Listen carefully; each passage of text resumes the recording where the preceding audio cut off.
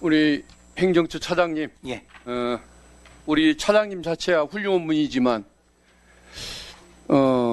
대법원을 대신해서 나왔으니 진솔한 솔직한 질문을 내가 안 할 수가 없군요.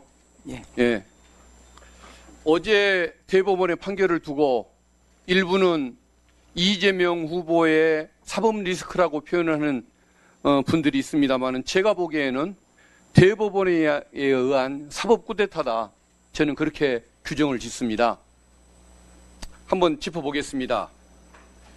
이재명 후보 고법 사건 판결된 후에 상고가 검찰에 의해서 이루어졌을 때 그 기록이 하루 만에 대법원에 송부된 것 아십니까? 예, 알고 있습니다. 보통 10일, 20일씩 걸리죠. 기록을 정지하는 데 시간이 걸리기 때문에. 지금 저희 예규에 따르면요. 공선법 사건의 경우에 있어서는 3일 이내에 송부하도록 하는 예규 규정이 있습니다. 그렇지만 그게 잘 안 지켜주고 있는 게 현실 아닙니까? 어떻게 하루 만에 이게 기록이 송부될 수 있었는지 이건 누구의 지시였을까요? 따로 지시 같은 건 없었다고 알아서 그냥 고법에서 그렇게 빨리 갖다 바친 겁니까? 그렇게 알고 있습니다. 사건 기록이 몇 페이지인지 알고 계십니까? 어떤 분들은 6만 페이지라고 하고 어떤 분은 7만 페이지라고 하던데요. 페이지까지는 모르십니까? 공판 기록이 25,000페이지 정도 되고 증거 기록이 어느 정도인지는 정확히 알 수는 없습니다. 그래서 뭐 6만 페이지, 7만 페이지 설이 나오는 것 같습니다. 수사 기록은 더 많을 테니까요. 전합체 회부된 지 9일 만에 판결이 이루어졌지만 실제는 그 4월 24일 날 전합체 그 심리 때 합의가 이루어졌기 때문에 회부된 지 이틀 만에 사실상 결정이 이루어진 것 아닙니까? 과연 전합체 참여하는 대법관 12분이 그 사건 기록을 읽었을까요? 이틀 만에 6, 7만 페이지에 이르는 기록을 읽었다고 대법관님들이 주장한다면 그거야말로 심각한 허위사실 공표 아닙니까? 어떻게 그런 판결이 있을까요? 메꾸라방이라는 표현 아십니까? 우리가 맹판, 눈 감고 판단한다는 의미의 맹판을 일본말로 표현하던 과거에 그 표현 들으신 적 있으셨죠? 그러니까 내용을 읽지도 않고 무턱대고 사건을 대충 처리해버리는 법률가들을 과거에 비판할 때 메꾸라방으로 사건을 처리한다 이런 표현을 썼는데 이번 내용을 보면은 저는 대법원장님이 특정 연구관에게 판결문을 써오게 하고 대법관님들한테 서명 날인을 시킨 사건이라고 저는 그렇게 봅니다. 그 근거가 이틀 만에 그런 결정이 나올 수가 없고 다수 의견을 보니까 판결문이 1심 판결문을 거의 그대로 복사에다가 붙인 복붙이라는 표현이 타당할 것 같은데 그렇게 작성된 걸 보면 저는 이게 그런 대표적인 메꾸라방 사건이 아닌가 그 생각이 듭니다. 어떻게 해서 21세기 대법원에서 그런 일이 일어날 수가 있는 것입니까? 이것은 대법원장님이나 보수 대법관 몇 분이 민주진영의 대선 후보를 상대로 엉터리 설계도를 만들고 그 설계도에 맞춰서 이틀 만에 날림공사를 해버렸던 이런 잘못된 사건이 아닐까 저는 그 생각을 해봅니다. 저 화면 좀 띄워주시겠습니까? 저게 전두환의 요구로 최규하 대통령이 억지 서명을 할 때 정승화 육참총장 잡아들이는 저 재가문서에 서명을 할 때 오른쪽에 시간까지 기재를 했습니다. 사전 본인이 동의한 문서가 아니라는 것을 분명히 나타내기 위해서.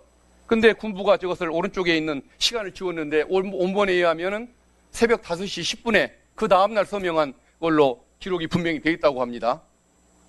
이번에 그 소수 의견을 냈던 대법관 두 분, 이웅구 대법관, 오경미 대법관 두 분이 49페이지에 걸쳐서 거의 절규하는 심정으로 다수 의견을 비판하는 내용을 써놨던데 요약한 부분 한번 발췌해서 보겠습니다. 화면 좀 띄워주십시오. 저 보십시오. 유례가 없는 짧은 기간에 국민의 시선 속에 비치는 법원의 공정성, 심리의 충실성에 대해서는 그 신뢰가 어떻게 되겠느냐. 대법관들 상호 간의 설득과 숙고의 성숙기간도 거치지 않은 결론. 이것은 외관상 공정성에 대한 시비도 문제지만 결론에 있어서도 국민을 납득시키는 데 실패할 것이다라고 썼습니다. 오죽하면 저런 표현을 썼을까요? 다음 페이지 한번 보여줘 보십시오. 죄용 법정주의나 의심스러울 때에는 피고인에게 유리하게라는 형사법의 기본 원칙도 반했다고 저런 표현을 써놓고 있습니다. 두 분의 대법관이. 다음 페이지 보여주십시오. 저 보십시오. 그동안 대법원이 절제해왔던 그 관행을 어기고 사법의 정치와 정치의 사법화를 추구했다라는 취지로 이제 비판하지 않습니까? 이럴 수가 있는 것입니까? 어떻게 생각하십니까? 제 의견 보시고 우리 차장님.